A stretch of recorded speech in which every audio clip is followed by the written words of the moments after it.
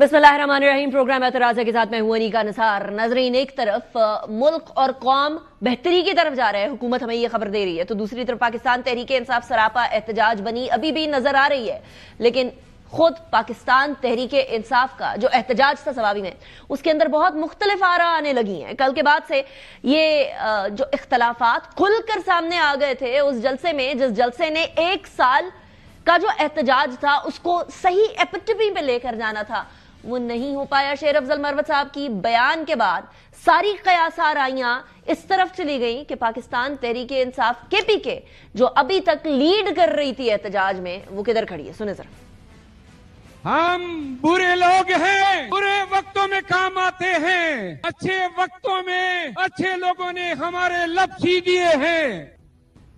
अब ये बात कहने के बाद पाकिस्तान तहरीक इंसाफ के अपने बहुत सारे रहनुमाओं में ये डिस्कशन होने लग गई है कि ये जो डिवीजन है अब इसको खत्म कैसे किया जाए, या खत्म हो भी सकती है या नहीं हो सकती। इससे पहले एक नोटिफिकेशन आया था जिसके अंदर बड़े वाज़ेह तौर पर बता दिया गया था कि केपीके की किसी सरकारी मुलाजिम ने सवाबी के जलसे में शमूलियत इख्तियार नहीं करनी। वो जो नोटिफिकेशन था उसके बाद भी कयास आ रही थी, अब भी कयास आ रही हैं, लेकिन अब ये कयास आ रही थोड़ी हकीकत के अंदर तब्दील होती हुई नजर आ रही है। दूसरी तरफ हुकूमत ही कह रही है कि देखिए जी, ये जो यौम सौग था ये तो बेसिकली नाकाम हो गया। अतः तारड़ साहब कुछ ऐसा फरमा रहे।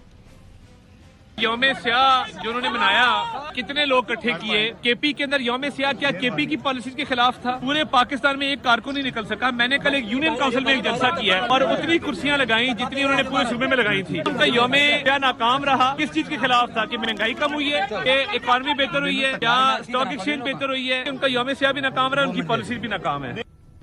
अब जहां ये बात दुरुस्त है कि पाकिस्तान तहरीक इंसाफ इससे बहुत बड़े बड़े जलसे करती आई है, ये बात भी दुरुस्त है कि पाकिस्तान तहरीक इंसाफ के बीच में जो आपसी रस्साकशी है उसकी वजह से इस यौम स्याह में जो है वो काफी उसकी रौनक मांद हो गई। लेकिन ये बात भी सच है कि पंजाब के अंदर एक दफा 144 लगी हुई थी, तो क्या हुकूमत ये कह सकती है कि पंजाब के अंदर कोई एक शख्स भी नहीं निकला? इसके ऊपर भी सवाल करेंगे। लेकिन मौलाना फजलुर रहमान साहब अब भी कह रहे हैं कि ना तो मैं सियासतदानों को जेल में रखने के हक में हूं और ना ही मैं इस चीज के हक में हूं कि किसी तरीके से बातचीत से साइड पर हो जाया जाए।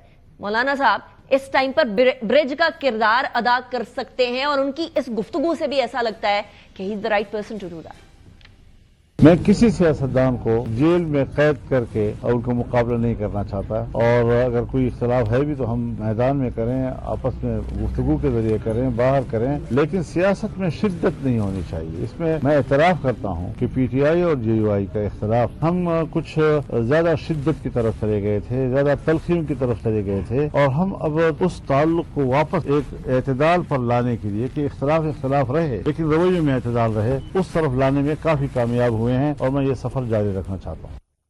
ये सफर जारी रहेगा, लेकिन क्या हुकूमत और पाकिस्तान तहरीक इंसाफ के बीच में एतदाल का सफर पूरा हो सकेगा, अपने मंतकी अंजाम तक पहुंच सकेगा, या आगाज भी हो सकेगा उसका या नहीं? ये सारे सवाल पूछेंगे। अली मोहम्मद खान साहब हमारे साथ मौजूद है, पाकिस्तान तहरीक इंसाफ के रहनुमा हैं। बहुत शुक्रिया अली साहब, आपने ज्वाइन किया। अली साहब, सबसे पहले ये जो कल का जलसा था, it should have been showing कि पाकिस्तान तहरीक इंसाफ यकजान है उस एहतजाज में, जो एहतजाज जो मकसद था कि 1 साल मुकम्मल हुए उस इंतखाबात को, जिन इंतखाबात को आप लोग नहीं मानते, उसकी बजाय कि एक सिंगल यूनानिमस फेस नजर आता पीटीआई का, एक बड़ा डिवाइडेड और डिटेरिएटेड किस्म का चेहरा नजर आया।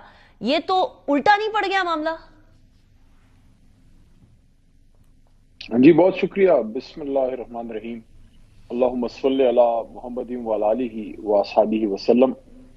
सबसे पहले तो मैं शुक्रिया अदा करना चाहूँगा सवाबी के अवाम का बिलखुसूस, क्योंकि उनके शहर में, उनके कस्बे में, उनके इलाके में ये जलसा था, और उसके बाद मर्दान जो बिल्कुल साथ ही है वहाँ से बहुत सारे काफिले आए, और उसके साथ साथ चरसदा, नौशेरा, और साथ में पेशावर वैली, कोहाट, साउथ और मालाकंड, पूरे गिरदुनवा से, इंक्लूडिंग हजारा से, हरिपुर, एबटाबाद और मानसेरे से दुनिया जहान के लोग आए। आप सबका शुक्रिया, आपको खराज तहसीन। और नॉर्थ पंजाब से भी हमारे साथ ही आए, उनका भी शुक्रिया कि मुश्किलात को वो पार करके हमारे पास पहुंचे।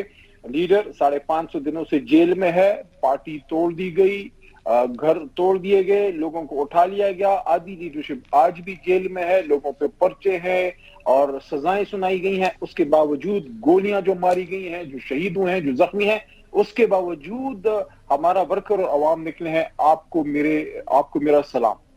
बाकी अब आपका जो सवाल है उस पर मैं ये कहूंगा, there is no divided face. Yes, मैं इस बात से इनकार नहीं करूंगा कि स्टेज पे अगर इमरान खान साहब हों तो फिर सिचुएशन डिफरेंट होती है। इमरान खान खड़े हों, साथ में शाह महमूद कुरैशी साहब खड़े हों, साथ में डॉक्टर यास्मीन राशिद साहिबा खड़ी हों, साथ में एजाज चौधरी साहब हैं, वहां मियां महमूद रशीद साहब खड़े हैं, सिचुएशन विल बी डिफरेंट। लेकिन इन हालात में भी बहुत बड़ा मैं समझता हूँ एफर्ट है। लेकिन अली मोहम्मद खान साहब, मसला ये है कि शेर अफजल मरवत साहब ने जो सवाल उठाया है कि हम बुरे लोग हैं, बुरे वक्तों के साथी हैं, अच्छे वक्तों के अंदर अच्छे लोग हमारा मुंह सीधे थे।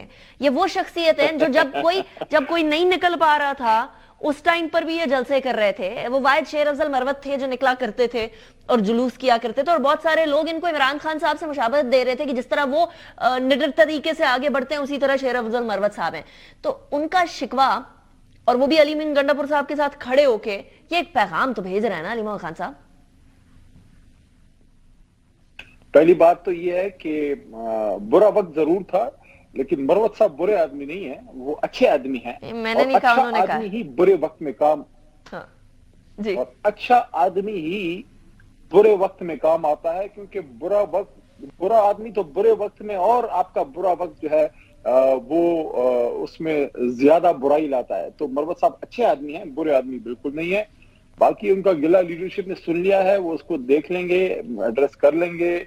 बड़ी बड़ी पार्टियों में ऐसी छोटी छोटी बातें होती रहती हैं। मरवत साहब की हम कदर करते हैं। हाँ, एक बात से मैं इख्तिलाफ करूंगा, खान साहब से मुशाहिबत किसी की नहीं हो सकती। इस वक्त से पाकिस्तान के नहीं बल्कि उम्मत मुस्लिमा के सबसे बड़े लीडर हैं, और अल्लाह उनको जिंदगी आप कह रहे हैं ना, लेकिन वो सोशल मीडिया के ऊपर बड़ा मशहूर हो गया था। कर सके सोशल मीडिया पे बड़ा मशहूर हो गया था, ये बात आपको पता है ना। मैं उस पे बात नहीं होगा, गैर जरूरी होगा, लेकिन मैं आपको बता रही हूँ अवाम उनके साथ खड़ी हो गई थी ना अली मोहम्मद खान साहब। The problem is that he was able to do. भाई है ना, मैं आप क्यों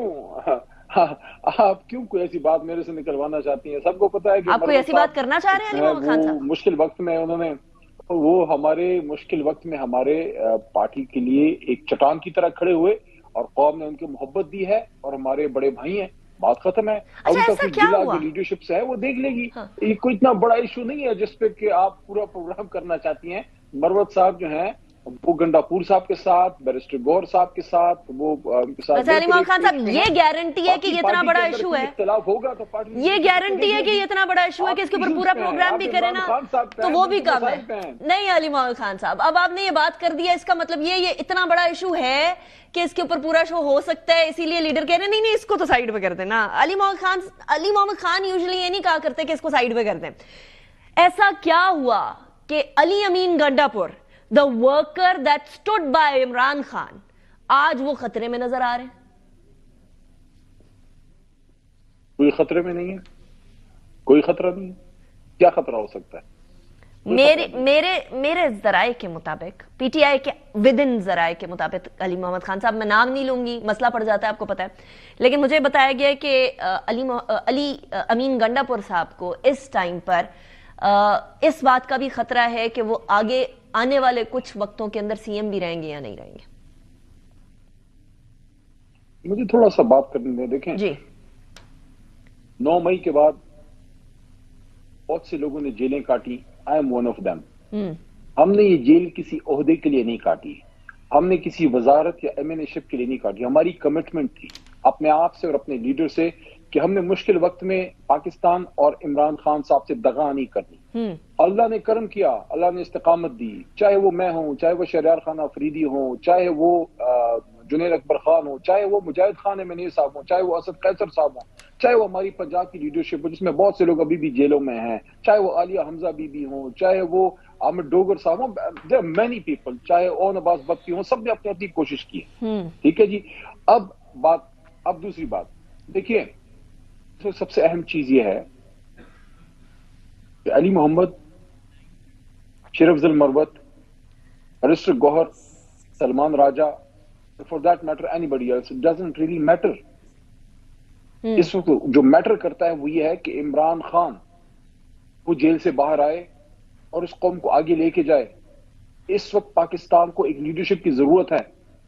یہ جتنے بھی لوگ جو آپ لوگ فراہم کرنے میں ناکام ہو گئے ہیں عمران خان صاحب کی ایبسنس میں. علی محمد خان صاحب ایک منٹ آپ بات تو سمجھنے کی کوشش کیجئے. میں آپ کو کیا کہہ رہا ہوں, میں آپ کو یہ عرض کر رہا ہوں, آپ ہماری پارٹی کے اندر کیا آپ میرے سے بات کروانا چاہتی ہیں؟ کوئی بات نہیں کروانا چاہتی علی محمد خان صاحب, میں صرف یہ جاننا چاہتی ہوں. میری بات سنیے نا, میری بات سنیے. میں اور سن ہی رہی ہوں علی محمد خان صاحب. پارٹی کے اندر نہیں, ملک کے اندر کوئی نہیں ہے. پارٹی کے اندر ریپلیسمنٹ کیسے آ سکتی ہے؟ ملک کے اندر کوئی نہیں ہے. میں جو آپ کو بات کر رہا ہوں یہ ہے, سن لیجئے نا میری بات. سن رہی ہوں میں علی محمد خان صاحب. جن لوگوں سے آپ نے عمران خان کو, آپ سے مطلب وہ طاقتور حلقے جو اپنے آپ کو ناخدا سمجھتے ہیں, جو سمجھتے ہیں کہ پتہ نہیں دنیا ان کے اشاروں پہ چلتی ہے.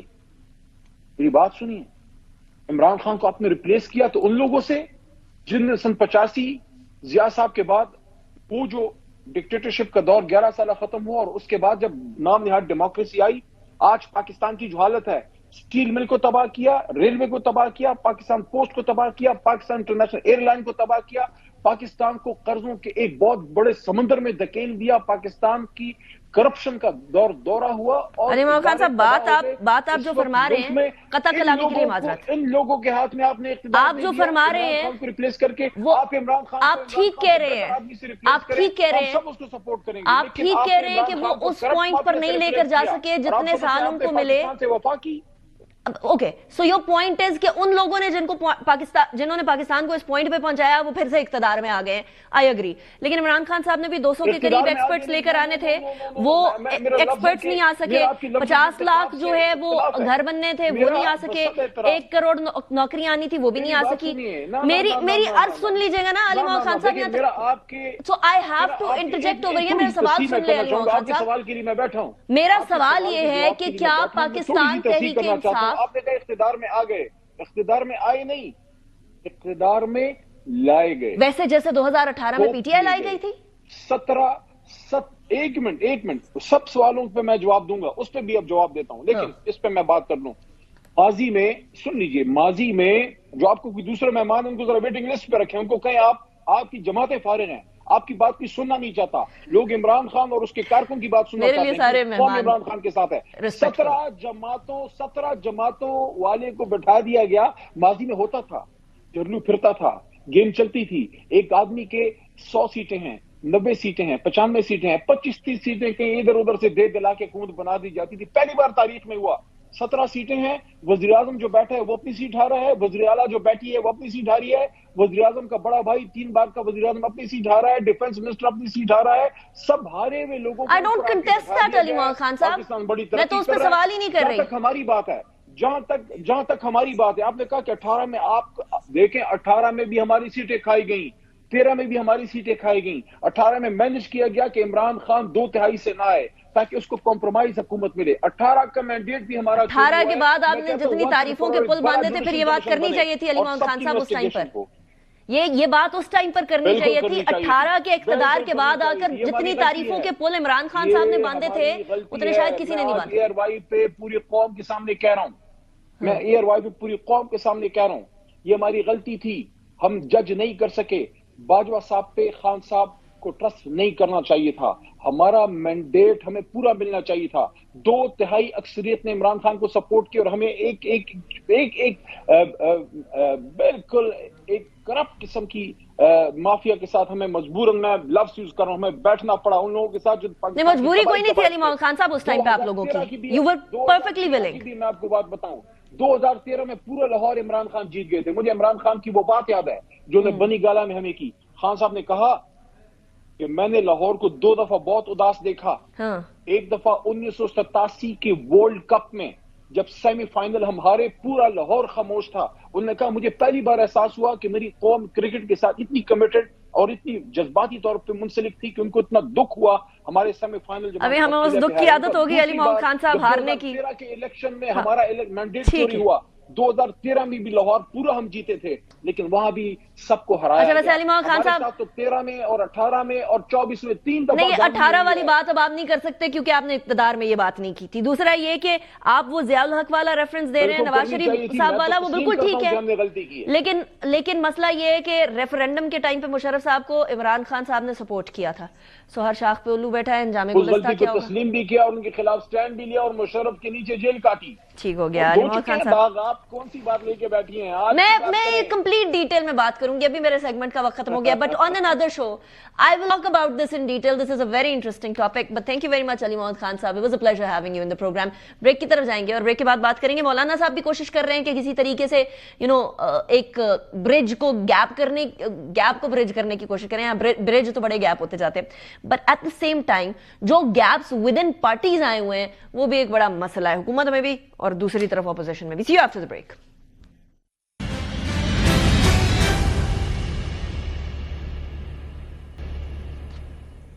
Welcome back after break. کچھ سیاسی گفتگو کے بعد اب مسئلہ یہاں آ کر کھڑا ہوتا ہے کہ ایک ڈیڈ لاک تو اپنی جگہ پر موجود ہے، لیکن اس ڈیڈ لاک کو ختم کرنے کے لیے جو بات کرتا ہے اس کی بات پوری نہیں ہو پاتی. اطہر کاظمی صاحب ہمارے ساتھ موجود ہیں. تھینک یو ویری مچ اطہر صاحب، آپ نے جوائن کیا. عامر الیاس رانا صاحب ہمارے ساتھ موجود ہیں. رانا صاحب thank you very much for joining me in the program as well. Rana صاحب، میں جو وہ کل کی سپیچ ہے نا وہ سن رہی تھی شیر افضل مروت صاحب کی. انہوں نے 30 سیکنڈ کی سپیچ کی. اس 30 سیکنڈ کی سپیچ کے اندر یہ بات بڑی واضح ہو گئی کہ پی ٹی آئی کے اندر بھی دراڑیں ہیں اور مذاکرات کے حوالے سے بھی ہیں، اور پی ایم ایل این میں بھی مذاکرات کے بارے میں بڑی مختلف آراء پائی جاتی ہیں. مولانا صاحب جو ایک کامن فیکٹر ہیں ان دونوں جماعتوں میں، ان کے ساتھ بھی بیٹھ رہے ہیں، ان کے ساتھ بھی بیٹھ رہے ہیں، وہ کہتے ہیں کہ آئی بلیو کہ مذاکرات اور مل کر بیٹھ کر تحمل سے کام کرنے سے معاملہ حل ہوگا. لیکن کون کرے گا یہ؟ دیکھیں، میں تو کافی دنوں سے کہہ رہا ہوں کہ مولانا اس وقت سیاست کا گھنٹہ گھر ہیں اور ان کی طرف سب لوگوں نے رجوع کیا ہوا ہے. P M L N Peoples Party پہلے بھی ساتھ تھے اور اب بھی ناراضگی بھی ہوتی ہے، بیٹھتے بھی ہیں. جس طرح پی ٹی آئی اور باقی سب لوگ اسد کیسر کے گھر بیٹھے تو وہاں پہ بھی انہوں نے پی ٹی آئی کے معاملات کی بات کی تھی کہ بھئی پہلے ہمارے مسائل حل کرائیں. لیکن پھر جیسے اب انہوں نے گفتگو بھی کی کہ ہم دونوں تلخی میں بہت آگے چلے گئے تھے اور اب ہم اس کو لے آئے ہیں مناسب جگہ پہ. تو سیاستدانوں کا تو کام یہی ہوتا ہے کہ نفرت کو ہوا نہ دیں. اسی طرح جیسے شہباز شریف پرائم منسٹر وہاں پہنچ گئے احسن اقبال اور عطا تارڑ کو لے کے، اور ان کی ساری گفتگو بھی ہوئی اور ان سے بات چیت بھی کی، اور جس میں انہوں نے کہا کہ آپ نے مدرسوں کا ہمارا صوبوں میں بھی بل بنوانا تھا. انہوں نے مریم نواز کے حوالے سے تو کہہ دیا کہ میں کر رہا ہوں بات، باقی بھی کریں گے. تو مولانا فضل الرحمان اپنی سیاست جو مدارس کے گرد بھی گھومتی ہے وہ بھی کام ساتھ ساتھ لے رہے ہیں، اور جو بات وہ کر رہے ہیں الیکشن کی تو بیچ میں وہ راستہ بنا رہے ہیں پی ٹی آئی کا کہ گورنمنٹ کے ساتھ کسی طریقے سے بیٹھ جائیں. لیکن اصل مسئلہ عمران خان صاحب کا ہے کہ وہ اپنے لوگوں پہ بھی ٹرسٹ نہیں کرتے اور کسی کے اوپر ٹرسٹ دوسری پارٹی کے اوپر مکمل رکھنا نہیں چاہتے. جب تک یہ اب کمیٹی، ابھی میں نے تو نہیں سنا کہ باضابطہ طور پہ کمیٹی بن گئی ہے اور وہ گرینڈ جو انہوں نے بنانا ہے پلان کہ جی کیا ہم ملک کو عظیم بنانے کے لیے بنائیں گی ساری مشترکہ اپوزیشن، وہ کمیٹی بنے گی، پھر اس کا سربراہ اناؤنس ہونا ہے. وہ عمران خان کس کے حوالے کریں گے؟ اگر تو وہ سمجھیں گے کہ پی ٹی آئی ہی سربراہ ہوگی تو میرا نہیں خیال کہ پھر وہ الائنس بنے گا. اعتبار تو انہیں کرنا پڑے گا، پھر ہی راستہ بھی بنے گا. پریشر وہ جتنا مرضی ڈال لیں، چاہے وہ اختلافات آپ نے کہہ دیے شیر افضل مروت کی گفتگو ہو یا بڑی سیاسی پارٹیوں میں یہ کام ہمیشہ سے ہوتا ہے، یہ کوئی ایسی بات نہیں ہے. وہ نون میں بھی ہوتا ہے، وہ پیپلز پارٹی میں بھی ہو گیا تھا، وہ آج پی ٹی آئی میں بھی نظر آ رہا ہے. کوئی جو جہاں پہ بھی تھوڑی سی آزادی موجود ہوگی لوگ گفتگو ضرور کریں گے کہ میرے یہ اختلافات ہیں، یہ میری بات ہے. اس کو میں نہیں سمجھتا کہ بہت بڑی بات ہے. بٹ the problem is کہ اگر وہ اختلافات والی بات اختلافات تک رہے ٹھیک ہے، لیکن پوائنٹ آف ویو سن کر ایک کنسنسس پہ آنا ایک بڑی امپورٹنٹ بات ہے. کنفیوژن نہیں ہونی چاہیے نا. جب حکومت نے مذاکرات کی کمیٹی بنائی تھی اور آگے بڑھے تھے، اور اس سے پہلے پی ٹی آئی نے مذاکرات کی کمیٹی بنائی تھی، وی تھاٹ کہ اب سنگل ہینڈڈلی اور سنگل مائنڈ کے ساتھ چیزیں آگے بڑھیں گی. اب تو ایسا کوئی سچویشن نہیں لگتی ہے صاحب. Do you think how things could change? نہیں، میرا نہیں خیال کہ کوئی زیادہ کوئی تبدیلی آئے گی ٹو بی آنیسٹ. پہلے جس طرح آپ نے بھی کہا کہ جو پہلے بھی ہو رہے تھے مذاکرات، پہلے تحریک انصاف والے کچھ کہتے رہے، پھر حکومت کچھ کہتی رہی، اور اس وقت کس چیز کے اوپر اب مذاکرات ہوں گے؟ اس لیے کہ حکومت تو برملا کہتی ہے کہ ان کی جو ڈیمانڈز ہیں وہ یہ کہتے ہیں کہ 26 نومبر پہ 9 مئی پہ عدالتی کمیشن بنایا جائے. تو اس پہ تو حکومت نے پہلے جو ہی وہ ڈیمانڈز سامنے آئی تھی، رانا ثناء اللہ صاحب نے، عرفان صدیقی صاحب نے ایک پریس کانفرنس کر کے بتا دیا تھا کہ یہ نہیں ہو سکتا. رانا صاحب نے میرے پروگرام میں کہا تھا کہ ہم جوڈیشل کمیشن بنائیں گے لیکن اس کا سربراہ ہماری مرضی سے ہوگا، آپ یہ مسلط نہیں کریں گے کہ سربراہ کون بنے گا. تو کوئی فلیکسیبلٹی تھی کہیں نہ کہیں. تو وہ تو مذاکرات آگے چلتے تو شاید کوئی نظر آتا اور حکومت اعلان بھی کر سکتی تھی. اگر یہ بنانے کے لیے تیار تھے تو اعلان کر دیتے کہ ہم بنا رہے ہیں. تو اس وقت تو کوئی ایسی چیز سامنے نہیں آئی. پر مسئلہ یہ ہے کہ ابھی یہ جو نیا الائنس بنے گا, کیا اس کے آنے سے ایک دم سے کوئی تحریک شروع ہو جائے گی؟ مجھے وہ نظر نہیں آتا. کنسیڈرنگ کہ اس الائنس میں کچھ ایسے لوگ ہیں جیسے شاہد خاقان آباد صاحب تو میرے اپنے شو میں کہہ چکے ہیں کہ آئی ڈونٹ بلیو کہ سڑکوں کے احتجاج کی سیاست ہونی چاہیے. سو پھر یہ کنورج کر کے سنگل ہینڈڈ کسی طرح کا کوئی لاہ عمل کیسے بنائیں گے؟ کس ٹائپ کا لاہ عمل بنتا ہوا دیکھ رہے ہیں؟ دیکھیں فی الحال تو مجھے تو یہی لگتا ہے کہ ایک دو میٹنگز ہوں گی, اس میں بات ہوگی. اصل ایشو یہ نہیں ہے کہ الائنس کیا بن رہا ہے یا کون سی اپوزیشن جماعت کیا کہہ رہی ہے. اصل ایشو یہ ہے کہ جو اس وقت ملک میں ہو رہا ہے, کل ہی 8 فروری تھا اور 1 سال پہلے اس ملک میں 8 فروری کو جو الیکشن ہوئے ان کے نتیجے میں جو لوگ جیتے, کیا وہ اس وقت اقتدار میں ہیں؟ آپ کو پتا 2 دن منائے جا رہے تھے, ایک یوم سیاہ منایا جا رہا تھا, ایک یوم تعمیر و ترقی منایا جا رہا تھا. تو یہاں 2 مختلف دن چل رہے تھے. 2 مختلف دن چل رہے تھے. تو جو پیپلز پارٹی, آپ کی مرضی, آپ جو مرضی والا دن بنا لیں, لیکن حکومت تو کہتی ہے تعمیر و ترقی ہو رہی ہے. نہیں بہت زیادہ ترقی ہو رہی ہے. میں اسی طرف آ رہا ہوں کہ پیپلز پارٹی کے اپنے گورنر نے ڈان نیوز پہ بیٹھ کے کہا کہ یہاں پہ جو بیٹھے ہوئے ہیں فارم 47 والے ہیں, یہ بلاول بھٹو صاحب نے کہا کہ ہم فارم 47 والے نہیں ہیں. یہ کاکڑ صاحب نے جو حنیف عباسی صاحب کو کہا, بعد میں وہ بیانیاں بدلتے رہے لیکن وہ بھی سب کے سامنے. تو مین ایشو یہ نہیں ہے کہ اپوزیشن کیا کہہ رہی ہے یا حکومت کیا کہہ رہی ہے. مین ایشو یہ ہے کہ جو ہارے میں ہیں وہ الیکشن میں بیٹھے میں, جب تک وہ حکومت میں بیٹھے میں, جب تک وہ اقتدار میں رہیں گے, آپ کمیٹیاں بنائیں یا جو مرضی کرتے رہیں, معاملہ حل نہیں ہونا. تو پھر حل کیسے ہونا ہے رانا صاحب؟ کیا یہ واقعی میں بات درست مانی جائے کہ اگر 1 سال کے اندر کوئی لاہ عمل نہیں بنتا کسی بھی طرف سے, تو پھر معاملہ وہ گل ود گئی ہے والی سچویشن سمجھی جائے؟ رانا صاحب, اسد کیسر کے گھر کھانے پہ ایک لیڈر نے وہاں پہ اور میٹنگوں میں یہی بات کہی کہ جو کام آج آپ 1 سال بعد کر رہی ہے, پی ٹی آئی سے کہا, یہ آپ کو پچھلے سال 8 فروری کے 10 دن بعد کر لینا چاہیے تھا. تو ویسے ہی ہمیشہ دیر کر دیتا ہوں میں, کہانی تو وہی ہے. تو اب اگر سمجھ نہیں آ رہی یا یہ سمجھتے ہیں کہ ہم بہت تیز ہیں اور ہمارا یہ بات بن جائے گی کہ جی جو ان کو اقتدار میں ہونا چاہیے تھا وہ تو اپوزیشن میں بیٹھ کے ان کو تو کھڑے نہیں ہونے دیا گیا. تو آج کل بہت آوازیں اٹھ رہی ہیں کہ جی کیا ہے بھائی, 2018 میں یہی کچھ تھا جس پہ آج آپ الزام لگا رہے ہیں. اس وقت وہ اندر بیٹھ کے ٹھپے لگا رہے تھے, نہیں لگائے سب نے. کیمرہ تو اس وقت بھی موبائل نہیں جانے دیا تھا پولنگ ایجنٹوں کے پاس. تو کیا ہوا تھا, آپ تو کہتے تھے ہم 1 پیج پہ ہیں. تو پھر یہ بات سہنے کی بھی ہوتی ہے کہ پھر یا تو آپ اس وقت شہباز شریف اور آصف علی زرداری نے سب کچھ سہنے کے باوجود کہا تھا عمران خان کو کہ مساق معیشت کر لو, کام چلا لو, جو ملک کا درد رکھتے ہیں. لیکن وہاں پہ تھا نہیں میں یہ کروں گا. تو بھائی پھر آپ نے پاکستانی ڈائسپورا سے انویسٹمنٹ مانگنے کی بجائے کہا کہ منہ پہ ہاتھ پھیر کے کہ میں تو جا کے AC نواز شریف کا بند کراؤں گا. آپ کا غصہ اور انتقام ہی نہیں ختم ہو رہا تھا. آج آپ بھی جیل میں بیٹھ کے بھی آپ اعتدال پہ نہیں آ رہے. میں بالکل نہیں کہہ رہا کہ آپ اپنے اصولوں کو چھوڑ دیں, لیکن کیا آپ نے کبھی تجزیہ کیا عمران خان صاحب نے کہ میں نے کیا کھویا کیا پایا؟ صرف مقبولیت. ایک امریکن چورن بیچ کے اب امریکہ کے ساتھ سارا دن پی ٹی آئی انتظار کرتی ہے کہ ٹرمپ کب بیان دیں گے. ان کے لوگ بھاگ رہے ہیں, ان کے یوٹیوبرز بھاگ رہے ہیں کہ کسی طریقے سے کچھ آ جائے. آخر وہ جو ان کے لیے ٹویٹ کر رہا تھا اس نے کیا گو ٹو ہیل کہہ کے ساری بات کہی, کیا کہا تھا وہ آپ کو پتہ ہی ہوگا کہ بھائی ہمیں اپنے ملک کے مسائل بھی حل کرنے ہیں. یہ سمجھ رہے تھے کہ پوری دنیا کا مسئلہ یہ ہے. خان صاحب کو سمجھنا چاہیے حقیقتوں کو, اور مولانا فضل الرحمان سے زیادہ اچھا ان کو کوئی بندہ نہیں ہے جو راستہ دلوا دے گا. مولانا فضل الرحمان نے کبھی نہیں کہا کہ میں اس اقتدار کے یا اس کے چکر میں آخر تک جاؤں گا. وہ ہمیشہ رہتے ہیں, وہ پولیٹیکل گیم کھیلتے ہیں, اپنے آپ کو ریلیونٹ رکھتے ہیں, اور سیاستدان کا کام بھی یہی ہوتا ہے کہ چاہے کتنی بھی نشستیں ہوں. مولانا فضل الرحمان تو نشستیں لے کے آتے ہیں, نواب زادہ نصر اللہ تو وہ بھی نہیں لاتے تھے, لیکن وہ لے کے سب کو اکٹھا کر لیتے تھے. آج جو مین سینٹرل فگر ہے وہ مولانا فضل الرحمان کی ذات ہے. میرا خیال ہے گورنمنٹ نے تو ٹھیک کیا کہ دوبارہ ان تک پہنچے. اب ان کو فیصلہ کرنا چاہیے, انہوں نے جس کو بھی بنانا ہے سربراہ, جو اپوزیشن کا اتحاد, پتہ نہیں وہ ان سے بنتا بھی ہے کہ نہیں, کیونکہ روزانہ کی بنیاد پہ خط الگ سے ڈاؤٹ کیوں کر رہے ہیں رانا صاحب, بنا دیتے ہیں. آپ ڈاؤٹ کیوں کر رہے ہیں کہ اپوزیشن کا اتحاد نہیں بنے گا؟ ساری اپوزیشن جماعتیں ایک بات پہ تو بالکل متفق ہے نا کہ انتخابات ایسے نہیں ہونے چاہیے جیسے ہوتے ہیں پاکستان میں. لیکن جیسے وہ چاہتے ہیں اس کے لیے تو بیٹھنا پڑے گا نا, اس بات کے پہ بھی آنا پڑے گا. کیا ماورائے آئین کچھ بن جائے گا؟ آپ جو بھی حقیقت مانیں اسی آئین کے تحت 26ویں ترمیم ہو گئی, اسی کے تحت کل سپریم کورٹ میں 8 نئے ججز آ رہے ہیں, جس میں 4 ہائی کورٹس کے چیف جسٹس آ رہے ہیں, لاہور ہائی کورٹ سے 2 سینئر موسٹ ججز آ جائیں گے اور باقی ایک ایک آ جائیں گے، بلوچستان سے بھی آ رہے ہیں.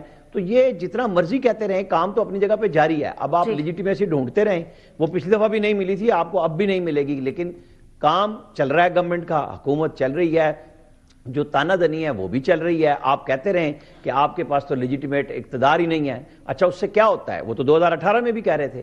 تو پھر میں تو بات وہیں پہ آؤں گا کہ اگر آپ کے پاس آپ ان کو ایک لیڈر نے کہا ایک جرنیل سے بغاوت چاہیے وہ نہیں کر سکے، ایک جج سے بغاوت چاہیے وہ نہیں کر سکے، آپ عوامی بغاوت چاہتے تھے وہ نہیں کر سکے.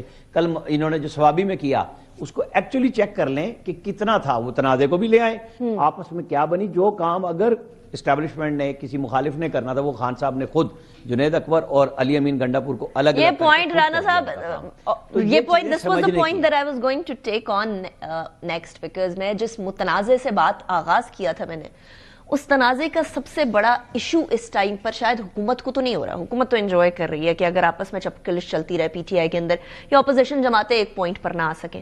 ثوابی کے جلسے کے حوالے سے میری خود کچھ پی ٹی آئی کے لیڈر سے بات ہوئی and they were not happy with the turn out. They were saying کہ کیونکہ چیف منسٹر اس ٹائم پر threatened فیل کر رہے ہیں تو he is not putting in all his efforts. Do you think that's true? دیکھیں ایک چھوٹا سا میں کامنٹ کروں گا. دیکھیں جو سیاست ہوتی ہے، آپ جو ملک میں سیاست کرتے ہیں وہ آئین اور قانون کے تابع آپ کرتے ہیں.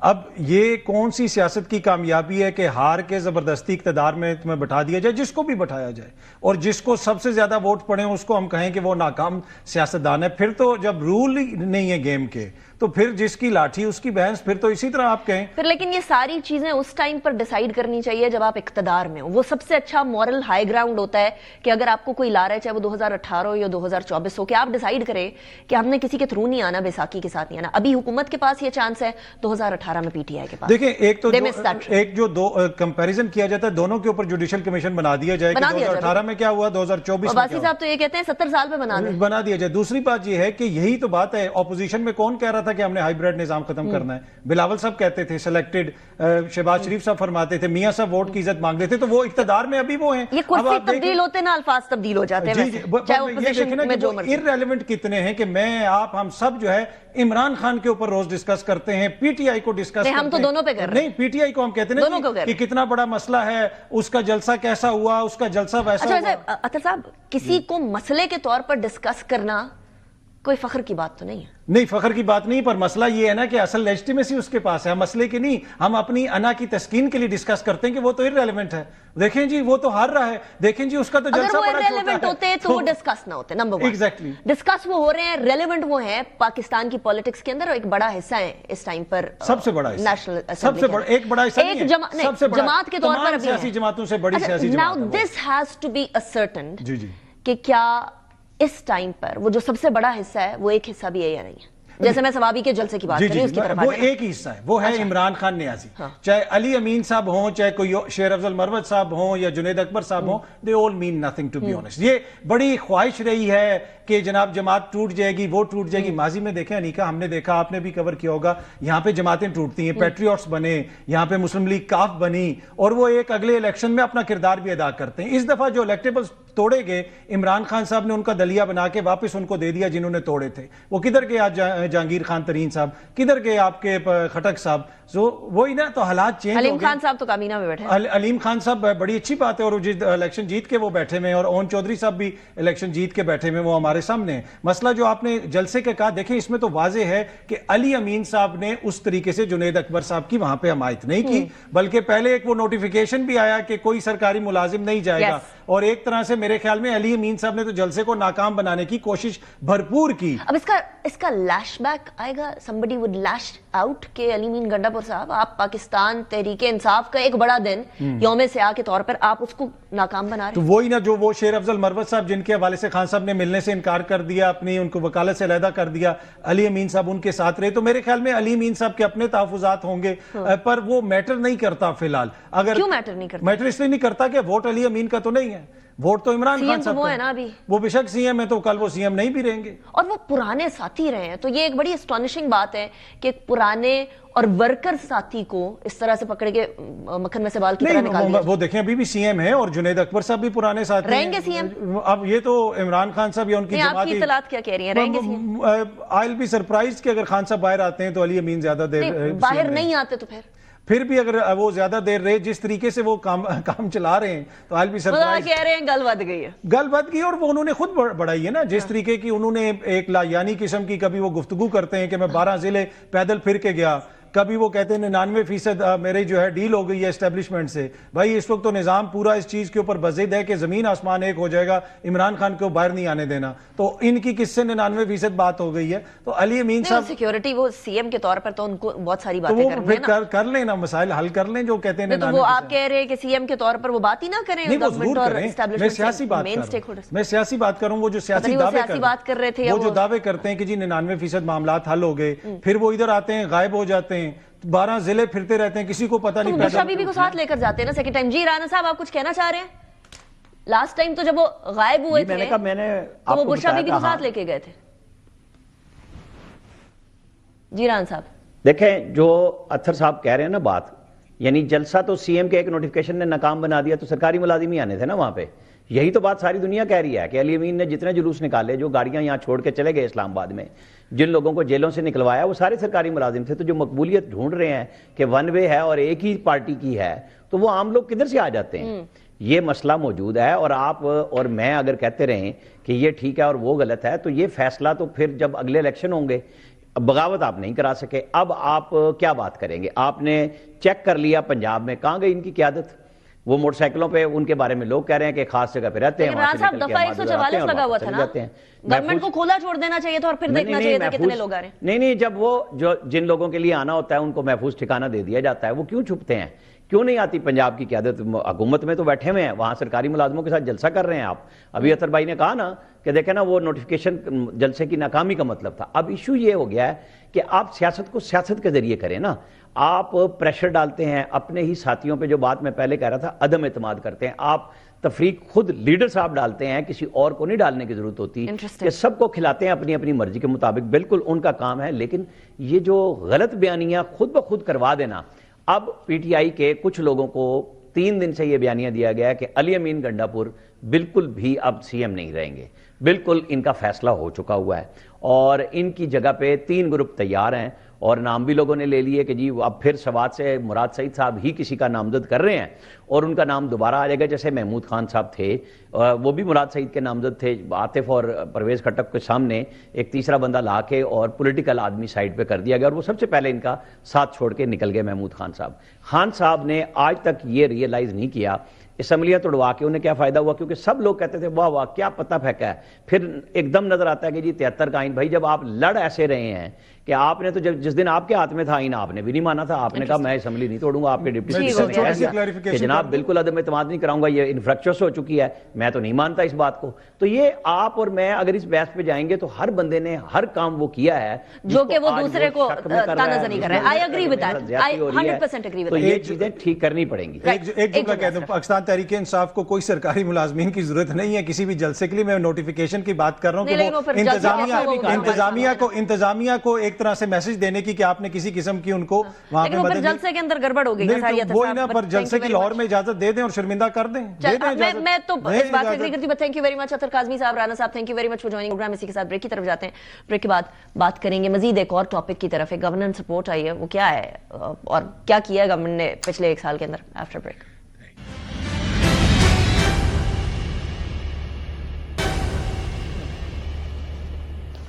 Welcome back after break. ناظرین، پاکستان کی حکومت کو 1 سال ہو چکا ہے اقتدار میں آئے، اور اقتدار میں حکومت اس ٹائم پر کہہ رہی ہے کہ ہم نے بہت اچھا کام کیا، ہماری یہاں اکانومی بوم کر رہی ہے اور اگر کسی طریقے سے پولیٹیکل سٹیبلٹی آ جائے تو معاملہ بہت بہتری کی طرف چلا جائے گا. ایک رپورٹ آئی ہے، پاکستان کی پہلی گورننس ریفارمز رپورٹ آئی ہے کہ پچھلے 1 سال کے اندر حکومت نے کیا کیا ریفارمز کیے ہیں، یعنی حکومت کرنے کے طریقہ کار کے اندر کیا تبدیلیاں لے کر آئے ہیں. تو رپورٹ کے مطابق شہباز شریف کی حکومت کے اندر ان کی جانب سے نافذ کی گئی 120 سے زائد کلیدی اصلاحات ہیں جن کو دستاویزی طور کے اس رپورٹ میں پیش کیا گیا جو مشال پاکستان نے بنائی ہے. رپورٹ کے مطابق شہباز دور میں وفاقی ملازمتوں میں 1,50,000 ملازمین کی کمی کی گئی ہے اور حکومتی بورڈز کے اندر 33% یعنی तकरीबन 1.3 जो पॉइंट्स है या पार्ट्स है वो खवातीन होंगी बोर्ड्स के अंदर शामिल। अफरात ज़र जो कि मई 2023 के अंदर 38% पे था, दिसंबर में 24% पे हुआ, वो इस टाइम पर सिंगल डिजिट में ही नहीं बल्कि हाफ ऑफ 10 पे आ चुका है, ऑलमोस्ट 4.1% के ऊपर हम लोग खड़े हुए हैं इस टाइम पर। ज़र मुबादला के ज़खायर यानी फॉरेन एक्सचेंज के ज़खायर जो हैं वो 4.4 अरब डॉलर से बढ़कर 11.37 बिलियन डॉलर हो गए हैं। पाकिस्तान में क्लाइमेट चेंज अथॉरिटी कायम की गई है, डिजिटल लर्निंग प्लेटफॉर्म का आगाज किया गया है, तजारती खसारा 27.4 अरब डॉलर से कम होकर 17.5 अरब डॉलर पर आ गया। जीडीपी की शरह नमू 0.29% से बढ़कर 2.38% हो गई है और 2025 में एक्सपेक्टेड ये है कि 3.5% ये ग्रोथ हो जाएगी। तजारती खसारा ट्रेड डेफिसिट भी 27.47 बिलियन से कम होकर 17.5 बिलियन डॉलर तक रह गया है। पेंशन रिफॉर्म्स किए गए हैं, स्मगलिंग को रोका गया which is a very important part in itself. Smuggling वो जो अफगानिस्तान में हो रही थी जिसकी वजह से पाकिस्तान का कीमती ज़र मुबादला जा रहा था, वो सारी चीजें हुई हैं। आमिर जहांगीर साहब हमारे साथ मौजूद हैं, सीईओ है मशाल पाकिस्तान के। बहुत शुक्रिया आमिर साहब आपने ज्वाइन किया। आमिर साहब, ये report what does it mean? Is everything going well? मतलब सब ठीक चल रहा है, सब गड़बड़ चल रहा है? रिफॉर्म्स तो बता दी, लेकिन इस रिपोर्ट का असल माने क्या हुआ फिर? देखिए, ये जो रिपोर्ट है ये बेसिकली रिफॉर्म्स को डॉक्यूमेंट कर रही है। वो ये नहीं बता रही कि इस्लाहात अच्छी हो रही हैं या बुरी हो रही हैं। वो ये बता रही है कि कौन कौन सी इस्लाहात हुई हैं। 11 महीनों में 120 से ज़्यादा इस्लाहात करना, इसका मतलब है कि तकरीबन हर तीसरे दिन गवर्नमेंट ने कोई ऐसा स्टेप लिया है जिससे बेहतरी की तरफ हम जा सकते हैं। और अब पाकिस्तान जो है वो उस टेक ऑफ पोजीशन पे आ गया है कि जहाँ से हम चीज़ों की तरफ बेहतरी की तरफ जाएंगे। लेकिन अगर आप तकाबली जायज़ा लें 2024 का और 2025 का, तो पेट्रोल की कीमत ही देख लें, उसमें ही इतना फ़र्क है जिससे हमें नज़र आता है कि वो फ़र्क कितना ज़्यादा सामने आ रहा है। हाँ।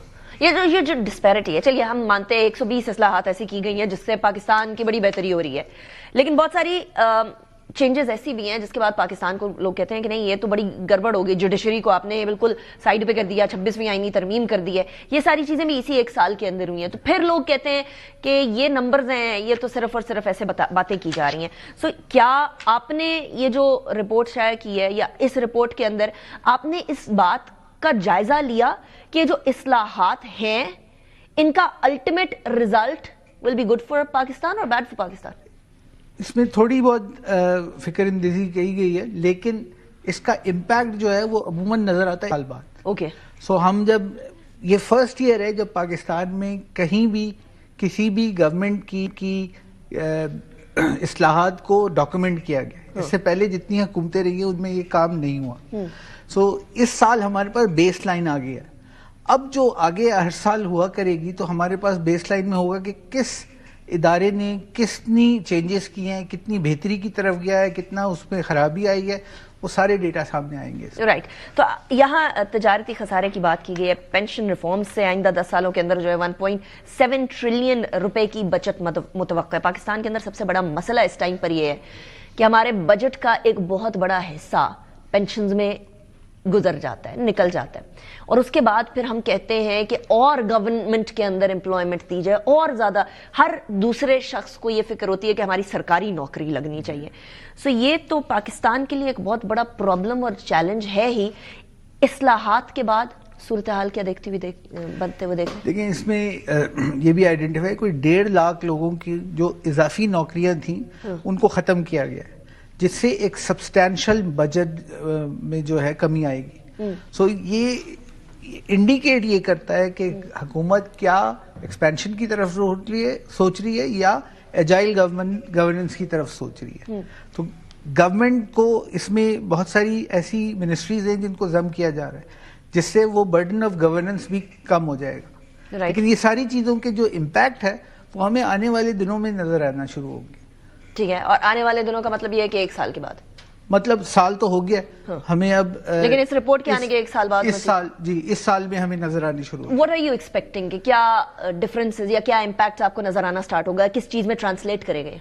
मेरे ख्याल में सबसे ज्यादा तो डिजिटलाइजेशन की तरफ बात है कि जो गवर्नेंस है वो डिजिटलाइज होनी चाहिए। सिटीजन्स के पास ये राइट होना चाहिए कि वो डिजिटल प्लेटफॉर्म से गवर्नेंस के लिए डिमांड कर सकें। अगर उन्हें हुकूमत से कोई सर्विस चाहिए, कोई फैसिलिटी चाहिए, वो अगर मैकेनिज्म होगा तो वो दो चीजें क्रिएट करता है। एक ये कि आपको एक्सेस देता है, लेकिन साथ ही डेटा भी देता है। वो डेटा बताता है कि इस वक्त किस तरह की गवर्नेंस किस इलाके में कितनी नौयत की, किस नौयत की चाहिए हो। राइट। सो ये वो डेटा है जो पहले नहीं था सिस्टम में, अब आना शुरू हो रहा है। Thank you very much for joining me in the programme. इसी के साथ प्रोग्राम को इख्तिताम की तरफ लेकर जाते हैं। अनीका निसार को इजाजत दीजिए। अल्लाह हाफिज।